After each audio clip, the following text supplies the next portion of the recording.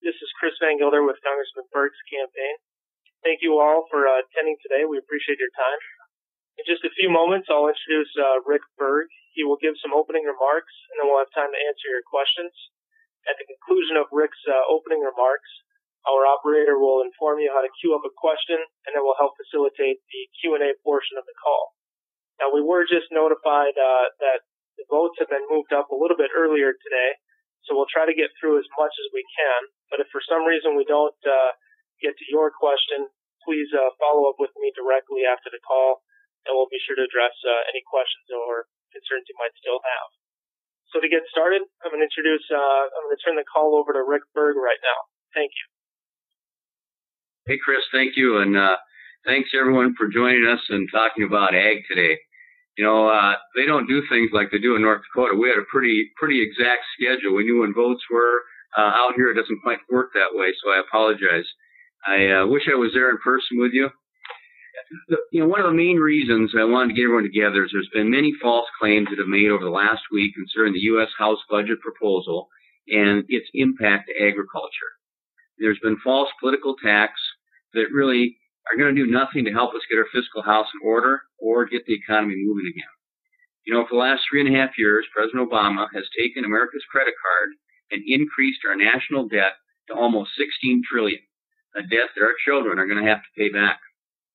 Instead of continuing down this road, Washington needs to do exactly what we know works here in North Dakota.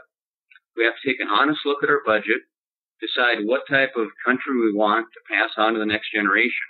And we can either pass on this debt or we can focus on getting a bigger, stronger, and growing America like, our parents have given to us. Today, the House Ag Committee passed their reconciliation budget detailing how they would achieve their targeted goal of $33.2 billion in reductions over the next 10 years. In the end, despite all false attacks and political scare tactics you heard last week, there's not one penny of farm-related cuts included in the proposal. Also, important crop insurance, which is my number one priority, was fully protected.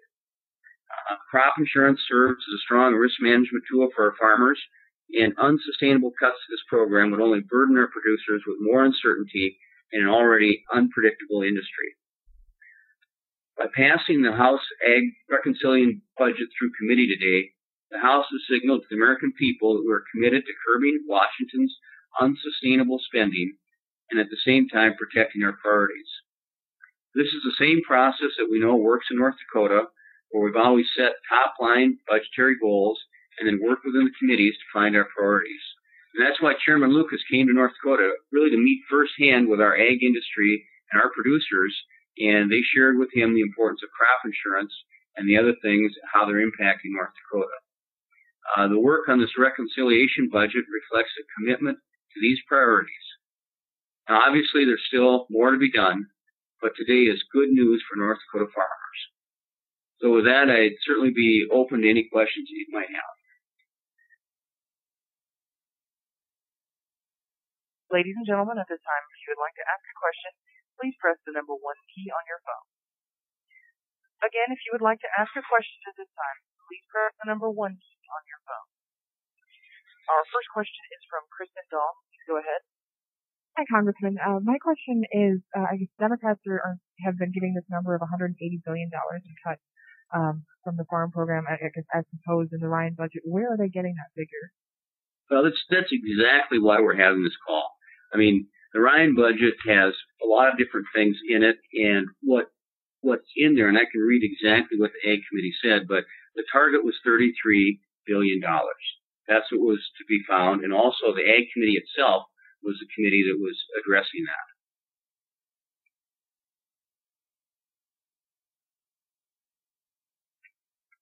And so again, just to follow up, that's what came out today is the Ag Committee made that, and not $1 was taken from farm-related programs.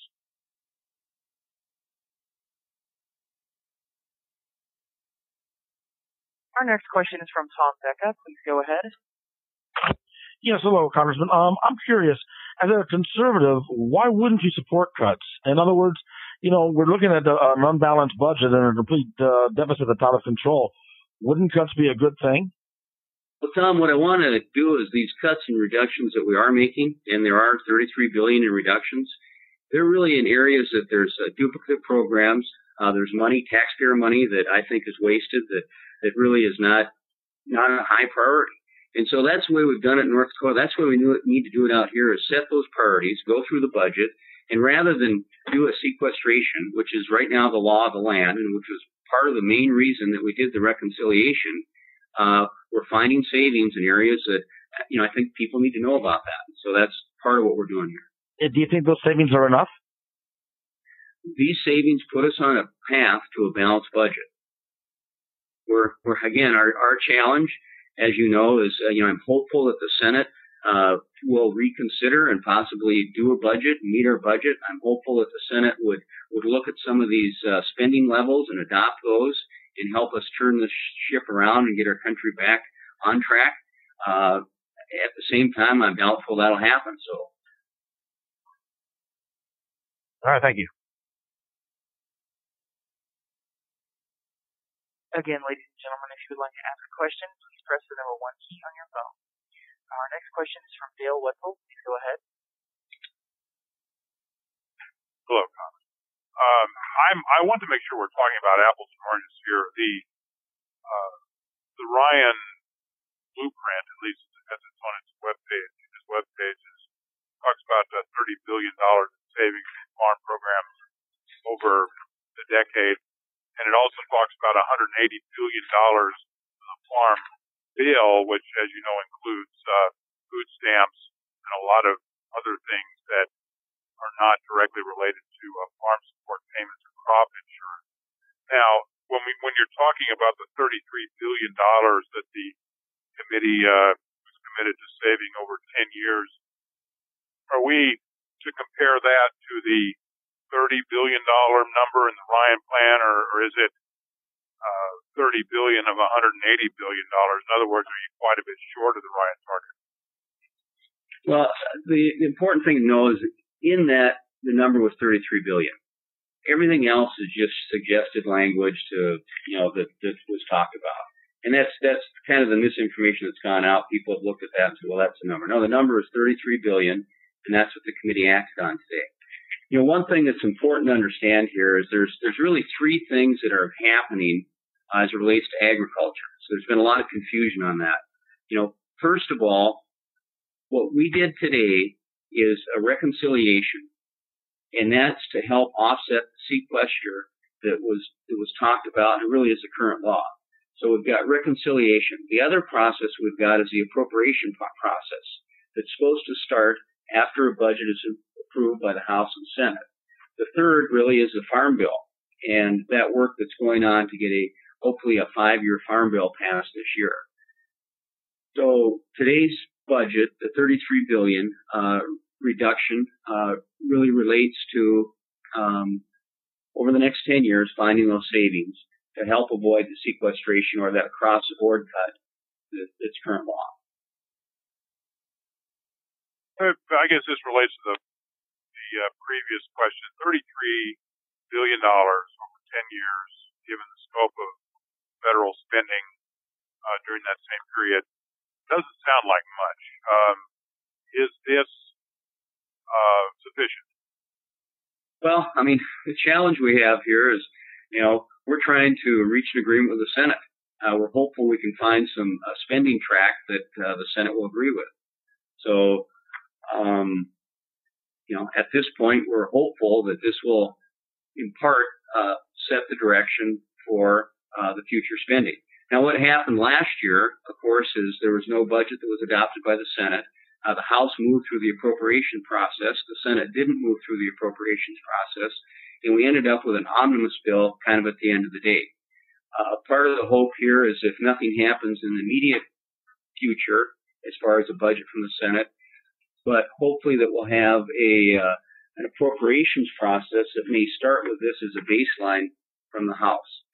The other thing to point out is Ag is just one of 6 committees. So right now in Ways and Means, we've had hearings all day. We have 6 committees that are committing right now to finding savings in a similar manner on money that's or spending that's a low priority, spending that's duplicative or spending that's wasteful. So we have 6 committees working on that, and their target is $261 billion in savings.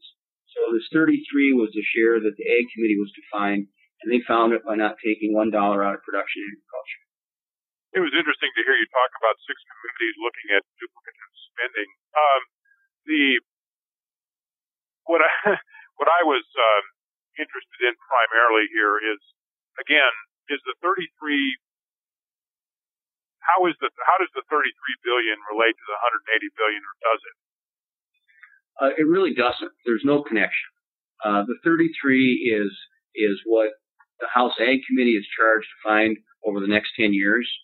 The 180, along with other numbers that were thrown out as potential suggestions by the Budget Committee, there's no teeth, there's no rule, there's nothing that ties those into anything. And so that's been a challenge to communicate that to people. But as Chairman Lucan said, and I think he sent this out, I'll read it. He said, "I'd caution people about reading too much into the numbers or policy proposals in the President's budget or Ryan budget. They're only suggestions. During our process, both policy and deficit reduction targets will be developed in conjunction with the ranking member, Peterson, and members of the Ag Committee, as we write a responsible farm bill that ensures America's continued safe, affordable, and stable food supply." Could you talk about what do you mean by fully protected crop insurance? What does that mean? Well, I would say that, making that a priority, if there's funding there for crop insurance. I mean, clearly it's a tool that allows people to, cover their risk. The reason I ask is that the Ryan plan is critical of what it refers to as open-ended crop insurance, and it says that producers should, and I'm reading from it, assume the same kind of responsibility for managing risk that other businesses do. I mean, I guess the question that I have is, does the plan that was approved by the Ag Committee, does it maintain the open-ended nature of government support for crop insurance? It maintains crop insurance exactly as it is. And again, those things that came out of the Budget Committee are suggestions, opinions, really from them, without really having that come from the Ag Committee. The other thing I just want to reiterate, so there's no confusion, is Senator Conrad and Senator Hoeven have a farm bill proposal that has $23 billion in savings, and I fully support that as well. This is a process. I think what we're doing is we're saying, the House found $33 billion without touching any ag-related programs. This farm bill is looking at $23 billion that touches some of the farm programs. I believe direct payments is one of those. But hopefully these things will set the framework to move into a conference committee that we can have a good outcome for North Dakota. But just so that I'm clear, the 33 billion and the $23 billion figure that are mentioned, we're talking about savings from the entire farm bill, not just those that are related to production agriculture. Am I correct? Correct. The 33 that we passed today is out of the entire farm bill. And of course, production agriculture, I think, is less than 20% of that overall bill. And that's 33 over 10 years. So essentially, if I understand your statement correctly, the savings is coming from, it sounds like it's coming from the food stamp program. Am I right? Yeah, I mean, there's a lot of duplication that's, and I guess we can get into that, and Chris can provide you the exact detail of that. But, fundamentally, a lot of it is things that are allowing people to receive benefits without having the income test and do things that we do in North Dakota. So just to be clear, this $33 billion has no reductions in production agriculture, only from SNAP, which is food stamps. So that compares in a way to the farm bill that Hoeven and Conrad are working in, where there is reductions to production agriculture, primarily direct payments. I mean, how is this eventually, in your opinion, going to reconcile with the Ryan targets? I know that you mentioned that these are opinions and they're not final or whatnot, but it is a number that people look at and maybe they have some kind of expectation that there will be reductions of this nature. And so how does one match up the expectation of, or the belief about $180 billion worth of savings over 10 years with 33 or 23. Yeah, well, I mean, the Ryan number is 33. That's the House number. Well, doesn't that apply, though, just to the farm programs? No, that applies to the whole. I mean, that's why the 33 didn't touch any farm programs or production agriculture. If the farm appropriation, which covers SNAP, nutrition, as well as production agriculture. So, I mean, I think if you look at this, how does this all apply? You've got a House position that's a $33 billion reduction over 10 years. Not $1 is from production agriculture. You have a Senate position that's $23 billion on the farm bill, over 10 years, but it's a 5-year bill. So somewhere between those, they would come together. The other challenge, of course, is we haven't had the Senate take up our budget or pass a budget of their own. We have to have agreement with the Senate, to move forward in this. So, I mean, what we're hoping for is we get to a conference committee and you have House position with 0 reductions to production agriculture, and you've got a Senate position, and hopefully somewhere in that middle would be worked out. I mean, given the rather robust nature of farm income and farm prices in recent years, is it a good thing that, I mean, you're talking about how ag programs, farm programs have been protected from reduction.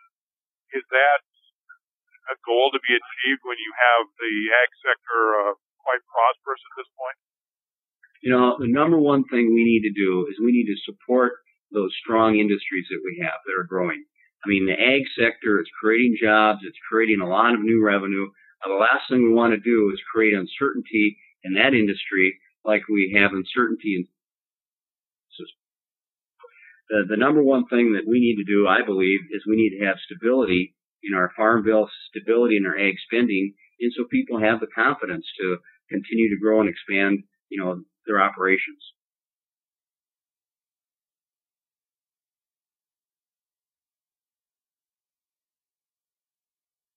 Our next question is from Matt Buck. Please go ahead. Hi, thank you, Congressman. I'm looking at the same things that Dale's looking at, and I'm seeing that, Congressman Ryan's targets and suggestions do include 180, billion in farm-related, ag-related cuts. You said these are only sort of suggestions, but last year he had a similar, piece of legislation where there were about, I think it was 177 billion in cuts to farm-related programs, which, unless I'm wrong, you supported that. So today, where do you stand on the suggestion from Congressman Ryan that 180 billion in cuts to farm programs, which again his language makes it indicate that it sounds like there would be some possible impacts to the risk management programs. Well, I mean, first of all, there's not absolutely everything in that budget proposal that I agree with. That's the overall top line thing. There are all kinds of suggestions. Now, the suggestions that Ryan had were suggestions. The number was 33 billion. I spent a lot of time with Chairman Lucas. In fact, Chairman Lucas, as you know, came to North Dakota really talking about this. And one of the things that I see from this position that a lot of people don't see is we've had House and Senate, Republican and Democrat people work together on ag policy. It was one of the key groups that came together during the super committee to provide a proposal for them. So, from my perspective, Chairman Lucas, the people that are on the ag committee in the House, they understand the priorities for North Dakota. They understand the priorities that we need to get at. Quite frankly, we have a president's budget that didn't get one vote. I mean, we need to move in the right direction, and this is a step in the right direction.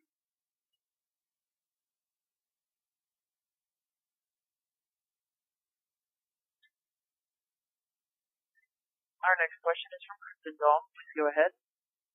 Congressman, I guess going back a little bit.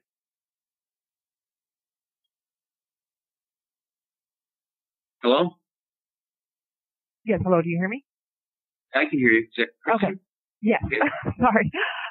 Yes, I was just saying, going back, these cuts, the $33 billion in cuts, they're coming from places like, what you're referring to when you say, like, the cuts need to be from from areas that are wasteful or duplicative or low priority? Well, and Chris will give you all that detail. We can follow up on it. You know, again, the point I want to make is not $1 is coming from production agriculture. But aren't you sacrificing nutrition programs for production agriculture with these cuts? Well, you know, when you look at them, you'll find there's not one person that currently qualifies that's cut from the program. Not one. So, you know, I mean, let's take a look at those and you can go from there. But, I mean, there's a lot of things that other states do and that have been done right now where people are categorically becoming eligible for a lot of different programs. And so, you know, those are things that the Ag Committee is looking at.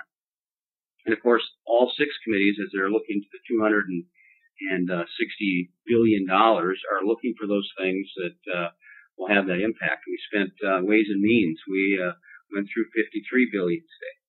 But the point here, and we get into all that, is not $1 of the 33 is coming from production agriculture.